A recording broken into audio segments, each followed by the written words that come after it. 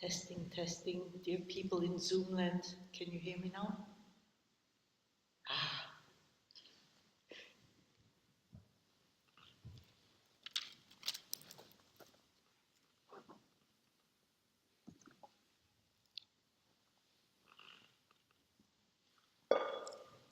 And unsurpassed, penetrating and perfect Dharma is really met with even in 100,000 million kalpas, having it to see and listen to remember and accept.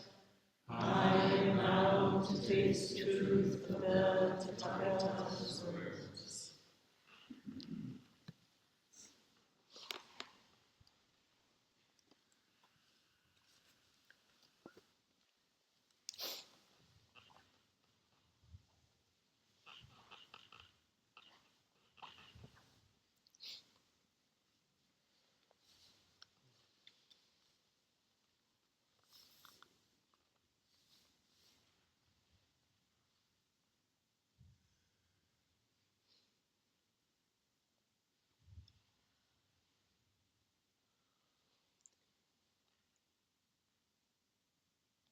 The wild will call you back. Through half-remembered dreams and sunsets painted in burnt sienna and vermilion flames, she will call you back home. The coyotes will wake you from your sleep with a clarion call to keep your eyes wide open. How long have you been sleeping? How much have you forgotten? The wild will call you back. She will hang you upside down and shake the nonsense out of your pockets, of your mind.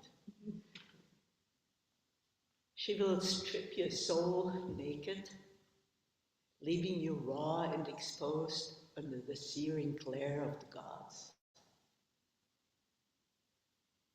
Offer up the holiness of your confusion and questions.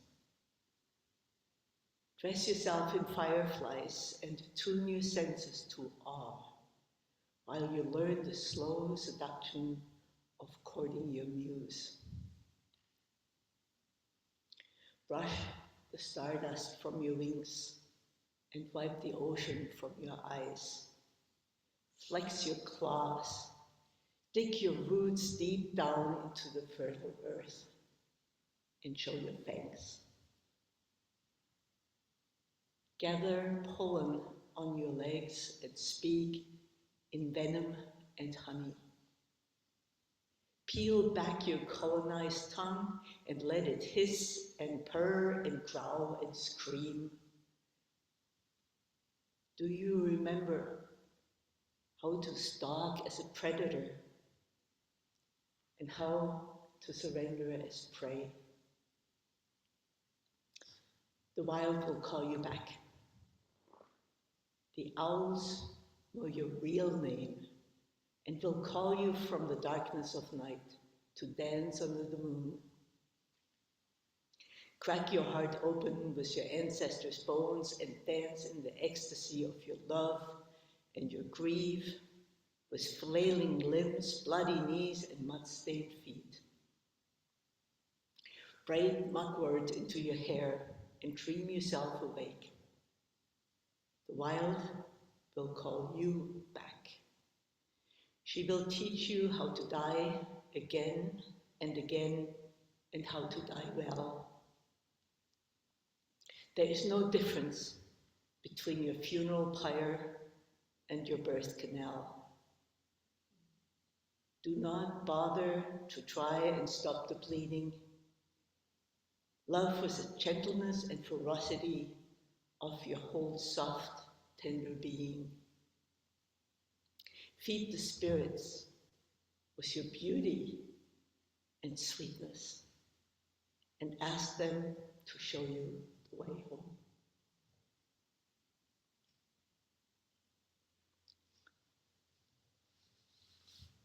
Good morning.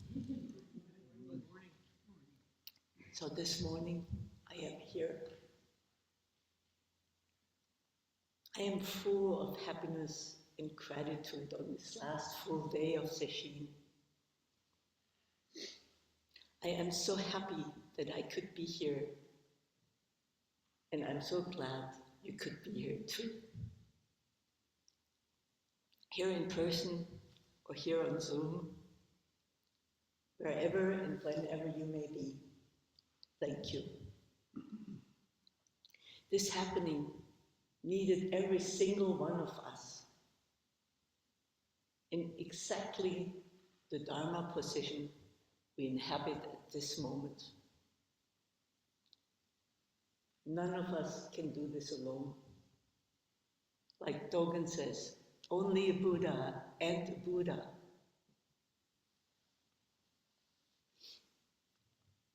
So sometimes when I listen to teachers or to Dharma talk,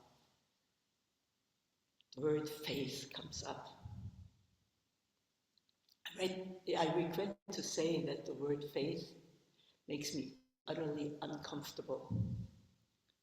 I have none. So how come I get to sit here and speak my Dharma?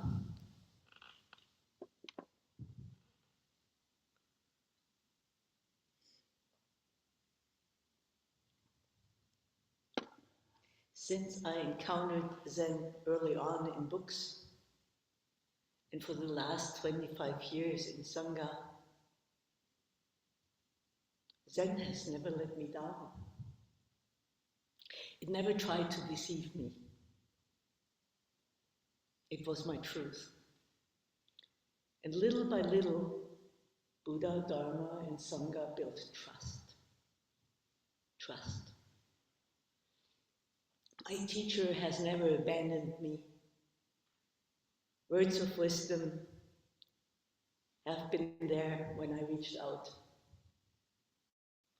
Someone always caught me when I was falling. Do teachers make mistakes? Hell yes. But I will call them honest mistakes. They are not personal. They were never intended to hurt me. They just happen. Because we are human and we are alive and everything changes all the time.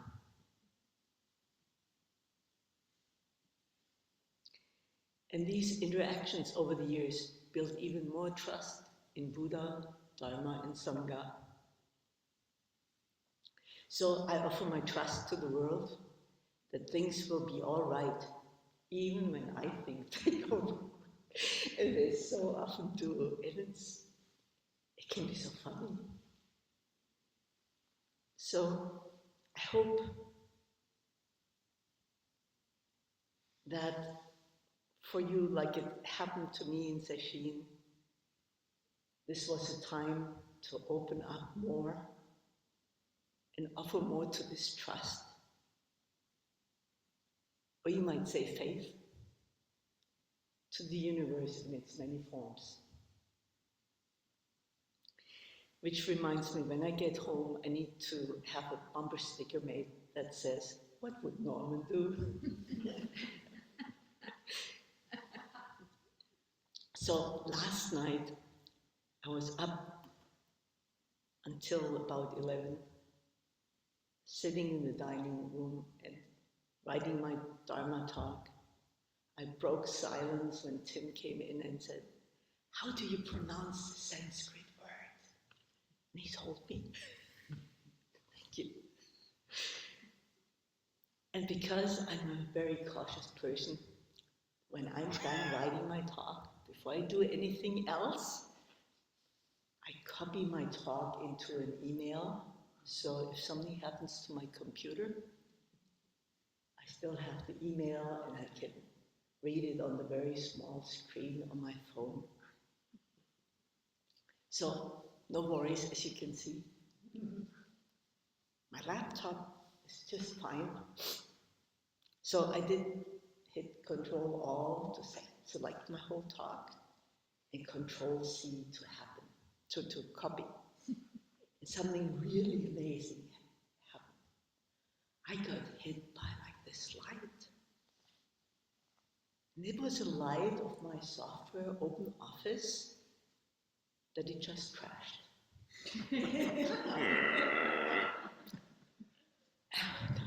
Oh no. But then it asked me if I wanted to restore the file. And I said, oh yes. Of course. And my laptop, it almost felt apologetic.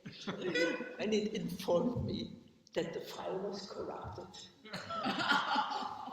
Which means the bleeping file was corrupted, including all backups. Including all backups. But it kindly left me with the title of my talk, which I had put down during my noon break. So the backup died with the file too. And this is why I felt so great about this. I didn't even cuss. Maybe it was because I was so tired, but it was just like, oh, this is what happened right now. This is what happened. Okay. I grabbed my Langavatara Sutra and my Making Sense of Mind Only book. I closed my laptop and I went to bed. And in spite of the insomnia, which often plagues me, I was asleep within 20 minutes. Oh, one more thing. It's not that I was unaffected, because as I was leaving the dining room where I went to write my talk, because it just, I couldn't do it in my cabin, it just felt too bedroomish. So as I was leaving the dining hall, I was challenged by 2 donuts sitting in a box. I'm aware of the fact they were not mine, but since they were sitting within reach on the kitchen counter, I took up the challenge. And I'm sorry to say, the apple fritter did not survive the encounter. So, this is the reason why today's talk will not be polished. It has some bullet points instead of sentences. And I had some really funny things in my talk last night, but this is the best I could do, so please take it as the best I can offer. So with a somewhat lengthy intro, let me begin the actual talk with a simple question. What if everything you experience, every sight, every sound, every thought, every emotion, isn't something out there, but a reflection of your own mind? What if everything you experience, every sight, sound, thought, emotion, isn't out there, but it is a reflection of your own mind? Not just occasionally, but always.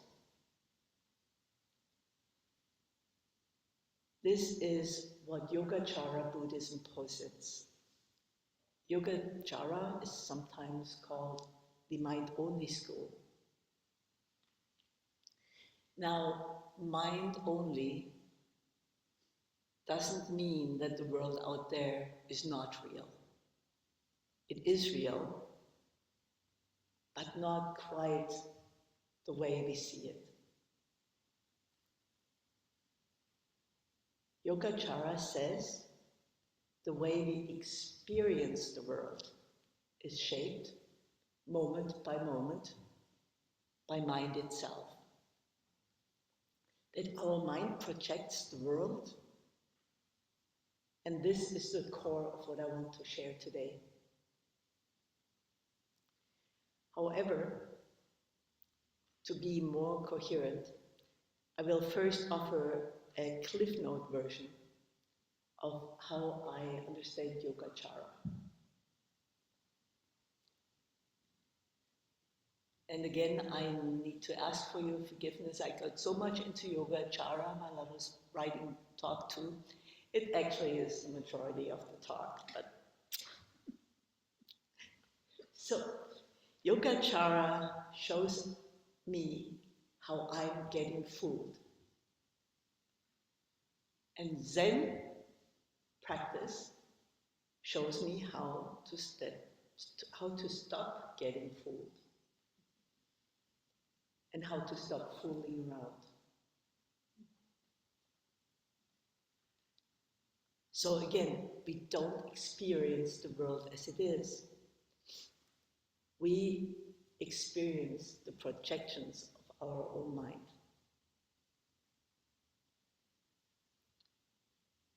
And when we mistake these mental projections for solid, separate things, we are caught in delusion. If we see and realize, projection, we can wake up to suchness which lies just beyond. Reality as it is. Before I have a concept about this reality, or before I start grasping for it. Because let me tell you, once I have a stranglehold on something, or it has a stranglehold on me, I don't quite know, I get off the rails and into the weeds.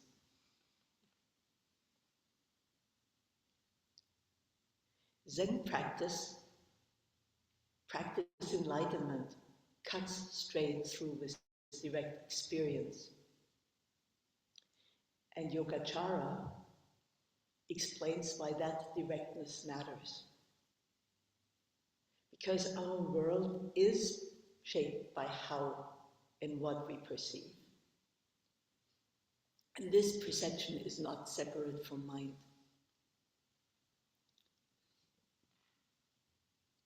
Just like Zen, Yogacara emphasizes that clinging to ideas of a fixed self or an external, independent reality causes suffering.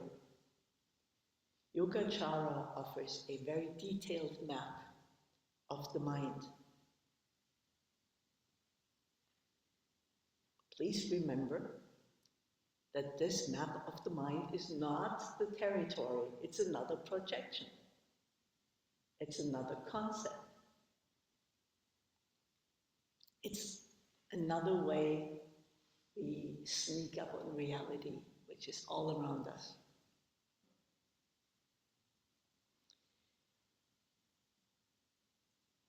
So, to create this map, Yogacara Buddhism analyzes or separates consciousness into 8 aspects, or 8 consciousnesses, which explain how perception and experience arise. These consciousnesses, this is such a terrible word, account for both sensory perception and deeper cognitive functions, including karmic storage and the illusion of self.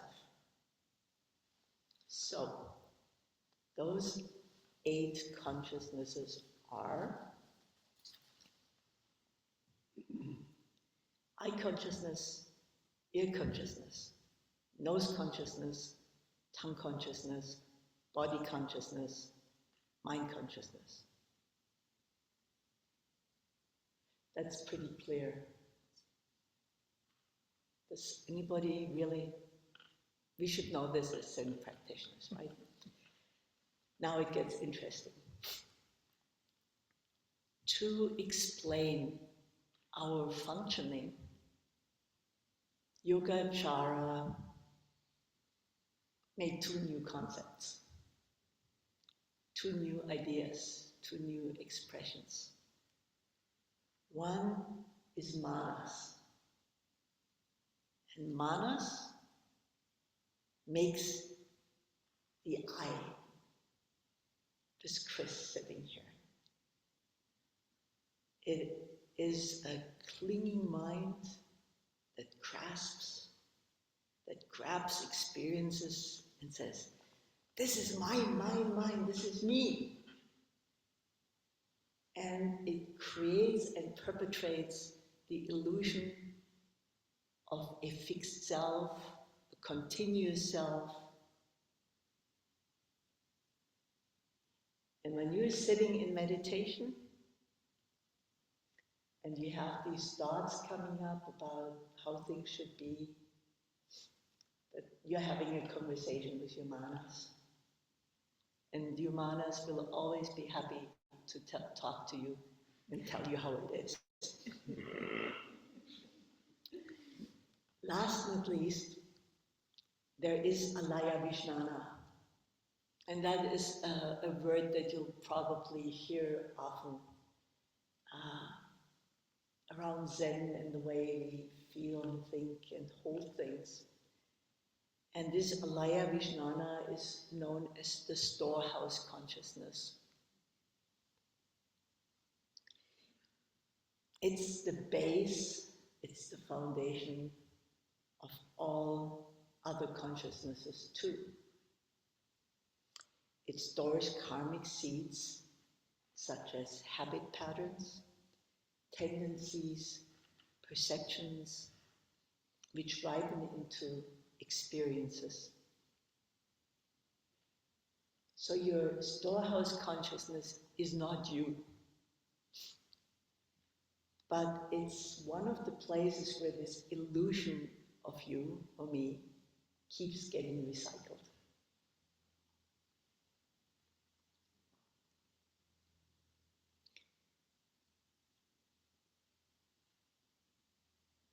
Oh, there's something I forgot to say.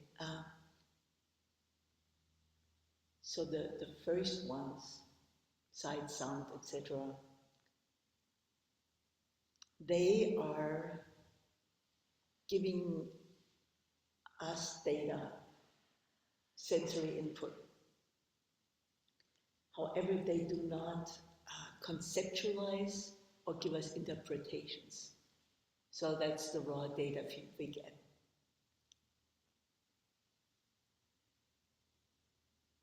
And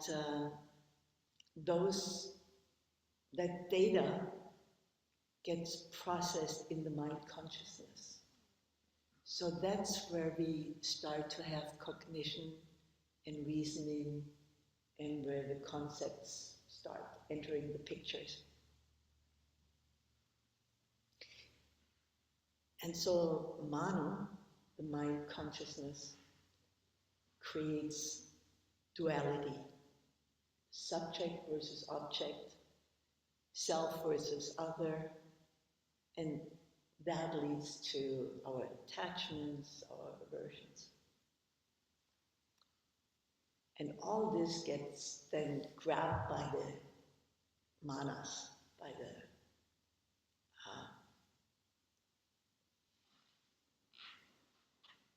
place where this gets connected to self-identity and ego.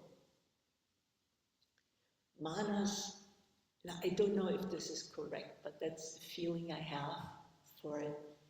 That's kind of where the idea of a soul might live, a continuous, eternal soul. That kind of feels like a manas thing to me. Because manas goes ahead and distorts experiences by filtering them through our self-centered perspectives, our beliefs on how the world should and should not be. And it's also something that connects our experiences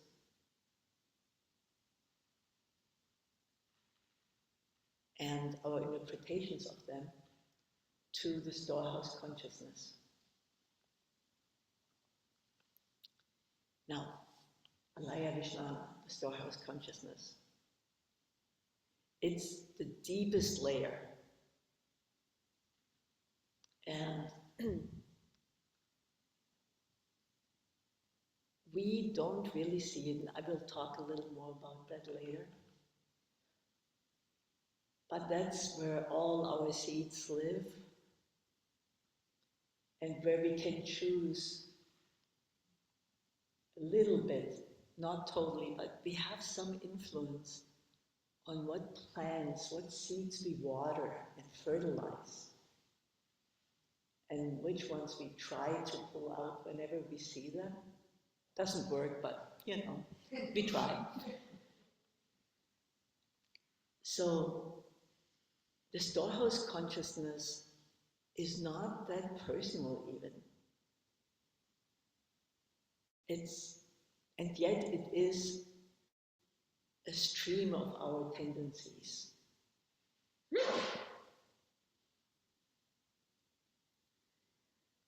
So, I talked about already, but what I was trying to say is the first 5 consciousnesses give us raw data, sensory input. Consciousness number 6, mana, gives it interpretation and concepts. The 7th, manas, reinforces the illusion of self. And the 8th consciousness, the storehouse consciousness, that, what does it do? It stores, just keeps it all. That is one way, not the only way, of explaining how we experience reality. We experience reality through perception, thought, karmic conditioning. And understanding this and transforming this understanding can be a key to attaining wisdom and freedom.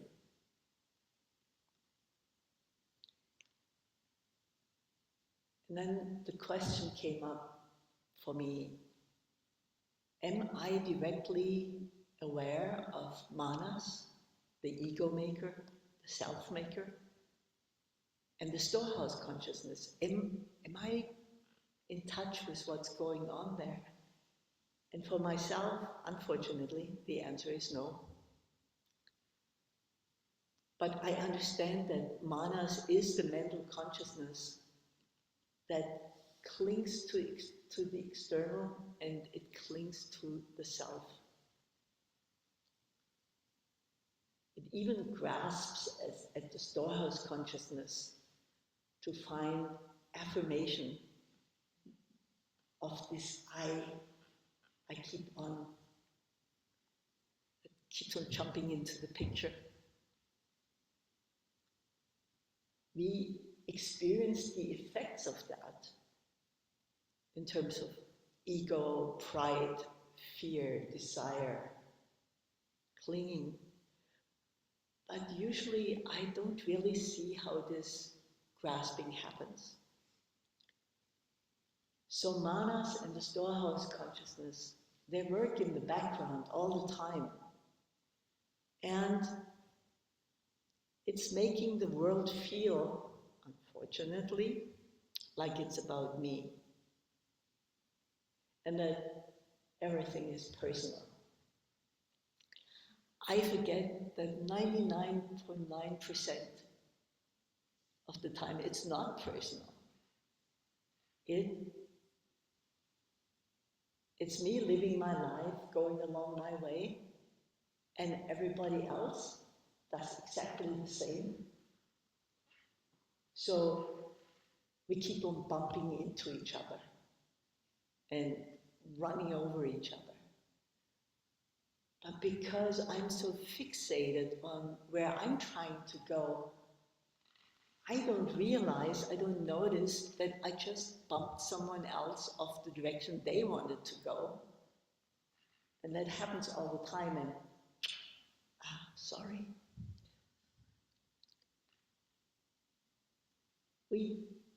I don't even notice, and the person who bumps into me and accidentally kind of sticks the umbrella between my legs and I trip and fall,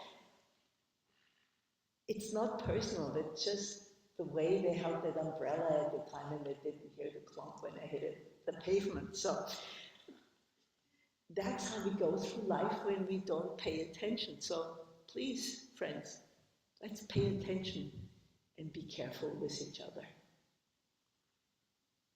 So it makes the world feel it's about me and it's personal. It keeps on whispering.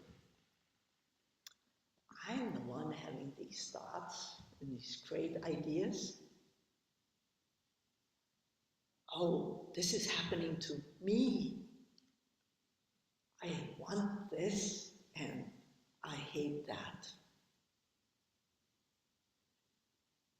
Also, whenever you're having thoughts, when you watch your thoughts in meditation and you feel that you're owning those thoughts and that you're owning the experience, that's your friend Manas having a conversation with you.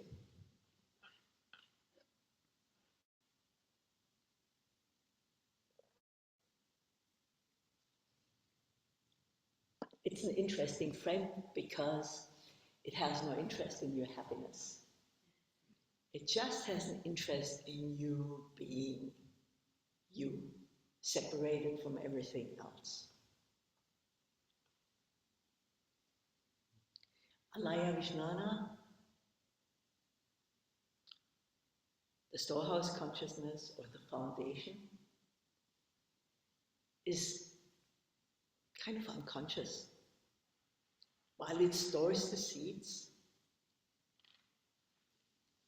which may or may not ripen into thoughts, actions, perceptions, intentions, it's the backdrop or base upon which our more active forms of consciousness operate. It's the deepest level of our mind. It's a cosmic subconscious.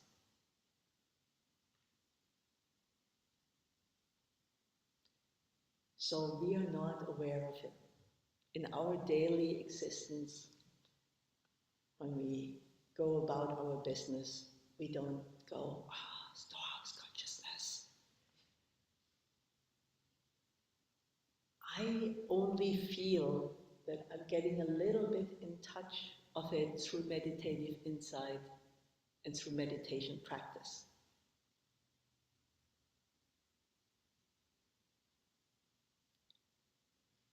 So I don't know if this is good news or bad news, but Manas and Alaya Vijnana will never disappear. However they may transform. The Manas, which clings to this constructed false self, which is always measuring, comparing, has the capacity through transformation to see all beings as equal, without bias or attachment. It can become the wisdom that sees the sameness of all dharmas, not in a, with same, I don't mean like you pour everything into a blender and you hit frappe, and you get this gray stuff coming out. but in a profound, compassionate equanimity. When the mirror has like all these ego post-it notes on it, and it's warped by causes and conditions, we don't see that much. But once cleared and straightened out, we can see without preference and judgments. Alaya Vijnana, the storehouse consciousness, when seen rightly, transforms into the great mirror wisdom. And for those of you who've been hanging in there with reading Dogen, that is the old mirror and the great mirror wisdom that Dogen speaks about so eloquently.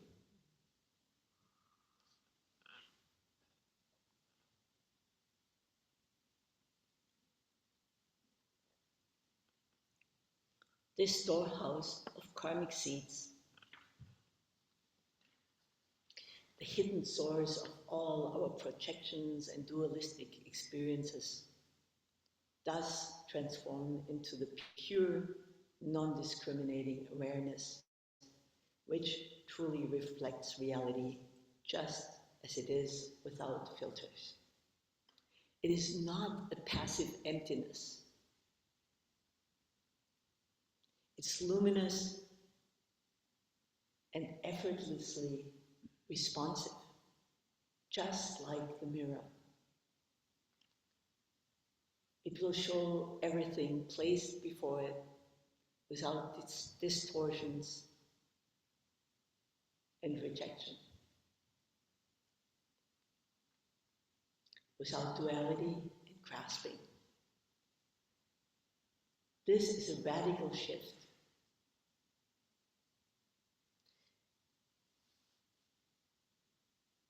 We cannot change our current way of handling this by changing Alaya Vijnana. It can only be through radical transformation, which means that what was there before does not exist in the same way any longer. It's the same as if you have a compost heap.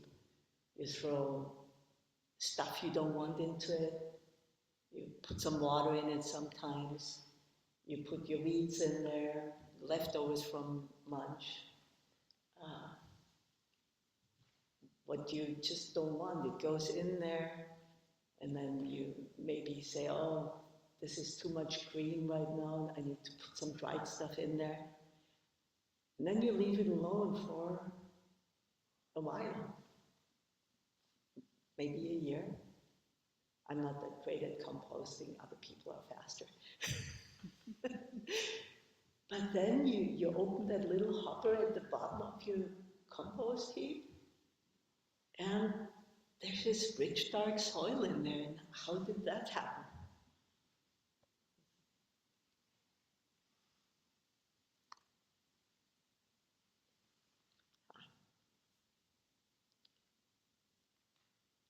So that's what happens when Alaya Vijnana transforms. It becomes wisdom rather than a source of delusion. Dogen would say, please investigate this.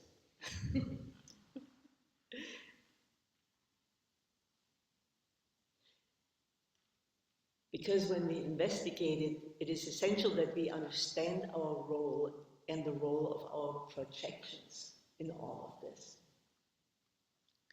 Projection is truly an element of understanding. Projection is truly an element of understanding mind only.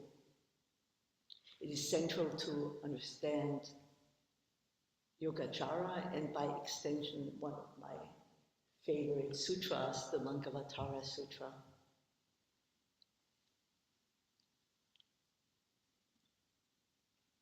So, what is projection in Yogacara and the Lankavatara Sutra? Projection is the process by which the mind casts its own contents outward, imagining them to be part of an external objective world. Lankavatara Sutra says, beings imagine that what they see is external, but it is only the manifestation of their own mind. So we understand right now, oh, this is a projection. But I can almost guarantee that soon you will forget that. And you will take that projection as real.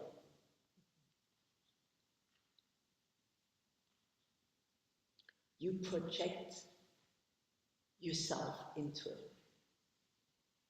You don't just see the mountain, but depending on who you are, if you're a mountaineer, you say, oh, I see your route. If you're a photographer, you go, pretty mountain. If you're a marmot, you go, oh, that's the place where I live. We project our mindness. I project my I-ness into it. So in my Dharma talk version number 1, I had this real funny little story about aliens that circle around planet Earth, and they watched the movie The Holy Grail by Monty Python. So they don't know us, so they think this is a documentary.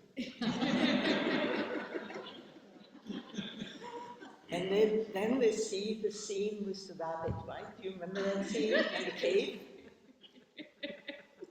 The rabbit that can actually decapitate an armored knight with one bite.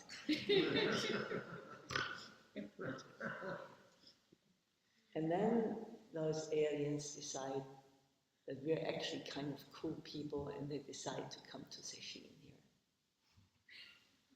And then they walk from the Zendo to the Diamond Hall.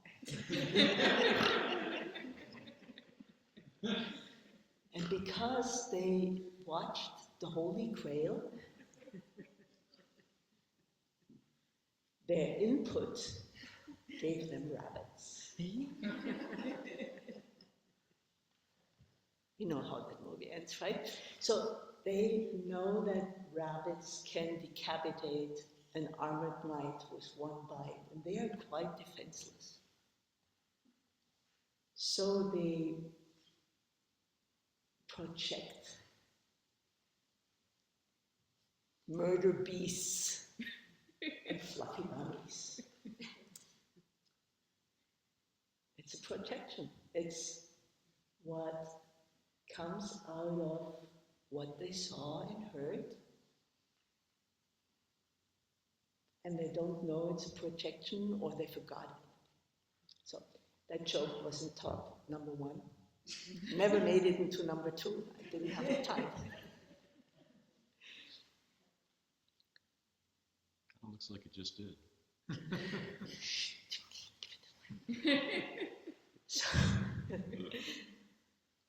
So how do these projections arise? And I kind of described this a little bit. But the 7th consciousness, manas, grabbed hold of all that, and it says, this is me, this is mine, this is how I have to be. It makes solid. Pema Chodron often calls that concretizes. Experience. It makes it into a thing. And I always try to create not things, but activities, actions, because they are more fluid and can change more. Once I make something a thing, it's pretty darn solid. So we have the raw data, Manas identifies and personalizes. The mind then goes ahead and projects it outward as real. Movie projectors throw images on blank screens. But then we go ahead and take the shadow of that projection for reality itself.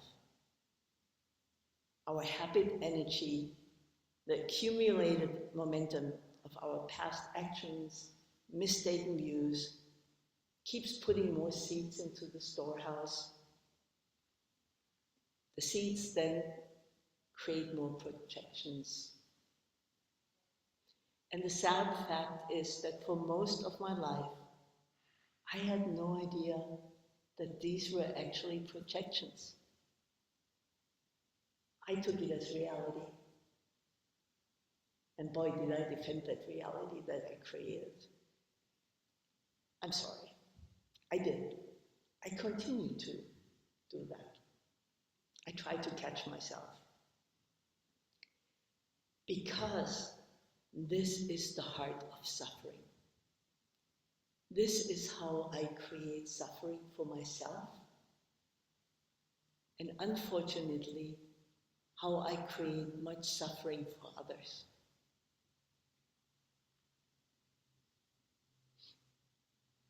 I forget it's an illusion. I believe this separateness is reality. I take it personal. I believe this is real. This is happening to me. I must chase it. I must fix it, avoid it, control it, destroy it. It fuels attachments, aversion, fear, craving, jealousy, all the usual suspects of our suffering. The mind spins stories, builds identities, and keeps on planting karmic seeds. The Lankavatara Sutra says, beings are bound by their own projections and do not realize it is nothing but mind.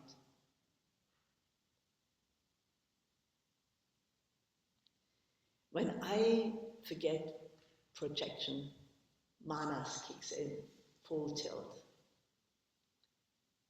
It takes everything screaming, this is me, this is mine. The mind becomes self-referential. Even thoughts and emotions become possessions. I react instead of respond. I don't see a thought arise. I just react with a conditioned pattern. And often that pattern is self-defensive or ego-affirming. In other words, I turn into a jerk. I relate to shadows, not reality. I mistake the dream for waking life. I argue with my reflection in a funhouse mirror. And I prepare for battle to defend that one image. So, what happens when projection stops? So when you clear-eyed bodhisattvas realize that everything perceived is only mind, you see through the projection. It no longer divides your world into self and other, good and bad, into grasping and avoiding. Once this false duality collapses, the perception of the world of thoughts becomes free, open, and clear. And that's where the Lankavatara Sutra steps in. It is the medication to ease our suffering. However, we need to make some effort and step up to the plate and take the sometimes bitter medicine.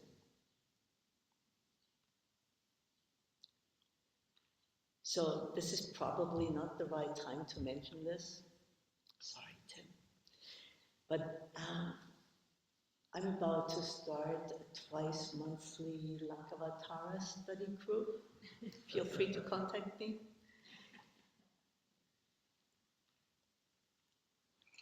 I love the Lankavatara Sutra. I usually refer to it as the Lanka because Lankavatara is really a mouthful. I spent some time with it when we did a class earlier this year, and I extracted some suggestions how we might use the Lankavatara as medicine.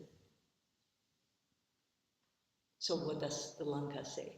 1, integrate practice into daily life.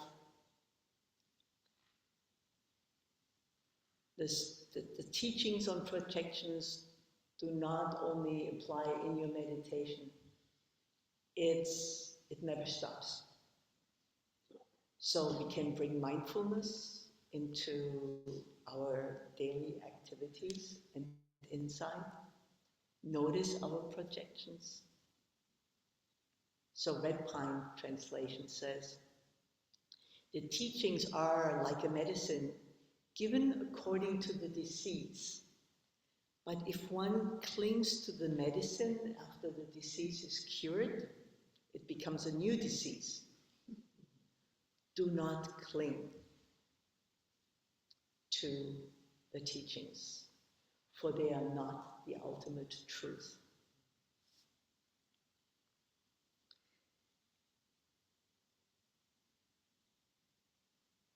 Recognize projections as mental constructs. The sutra emphasizes that the external world is a projection of the mind.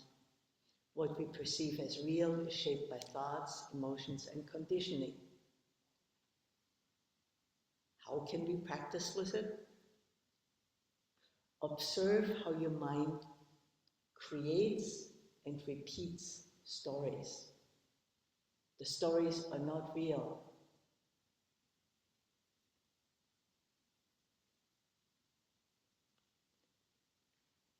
Ask yourself, is this truly what happened? How might someone else have seen it? The world is nothing but mind. What appears to be external does not exist apart from mind. The mind sees the mind. Next. See through illusions. The sutra compares the world to a dream, a mirage, a reflection. See its illusory nature. When you are faced with your own strong emotions or reactions, remind yourself that they are based on mental projections and not reality. Use the dream to help through the illusion. This is like a dream, real while it lasts, but ultimately empty. The Lanka says, all things are empty, without self-nature, and are not born. They are like illusions, dreams, or reflections.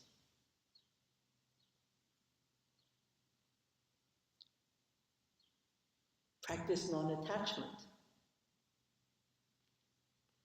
The sutra teaches that attachment leads to suffering, and we mistake the illusory for the real.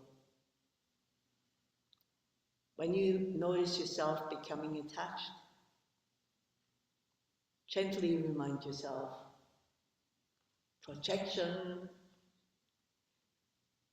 cultivate a sense of detachment while remaining fully present. And it also helps to investigate, where did this projection come from? Where do these thoughts come from? Look directly into the nature of mind to discover its emptiness and its luminous essence. Use projections as a mirror. Why? What does this say about me that this comes up so strongly? The Lanka says, the mind is like an artist painting the world. Those who do not understand this are bound by their own creations. And now an important one. Please, please, please, cultivate compassion for the projections of others. Just as your mind creates projections, so do the minds of others. And when they act out their projections, please respond with understanding rather than judgment. They too are caught in the web of their own minds. And this is our practice. And I apologize that this talk got so long. I didn't have time to make it short. But I would still, if you allow me, offer you a poem to close out the talk. It also is by Gina Poro. Come and lay your body down on the earth. She's got a poem for your grieving heart and open palms. Release your back into her soft folds. Open up your chest and pour yourself all the way out. Let the gods sing secrets to you through the throat of the red-winged blackbird. Listen closely as they shiver up your neck, calling you back home. Drop deep into your belly, relax your jaw, and surrender your gravity to the wind. Slither down low, even lower than that, undulating ribs and scales until your spine unravels back into dirt and dust. Become the ground that grinds us, bone and stardust, into everything and nothing at all. Eat the silence that's left once everything else is gone. Chase it down with the hum of what is being born, and suck on the grace and honey it leaves underneath your tongue. Let loose the song that begins to pour from your mouth, gushing with nectar, gushing with salt water, because even in the dry season, water always finds a way to spill. Everything and everyone you love is going to die soon, and so will you. So let's throw another log on the funeral pyre, weep and wail, dance and sing, cackle and yawp, and toast to the good fortune that we've all had this moment here, together now, even though this moment is already gone.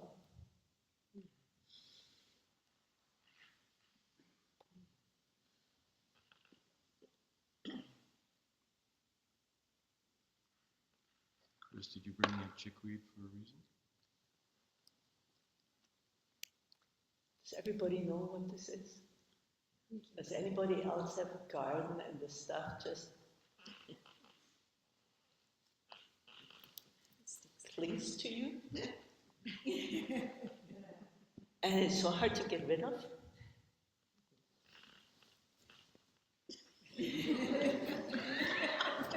And even if you try, it makes a mess and doesn't let go. And did you also know when you take it into your kitchen and you wash it well and you pack it into a jar and fill it with water It makes such a wonderful, refreshing drink. So, can't live without it. It's there. Does it remind you of something? It does, doesn't it?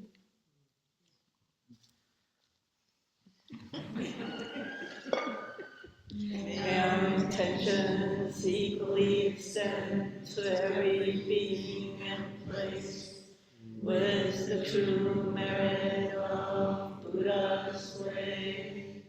Beings are numberless, I vow to save them. Delusions are inexhaustible, I vow to end them. Dharma gates are boundless, I vow to enter them. Buddha's ways unsurpassable, I vow to become it.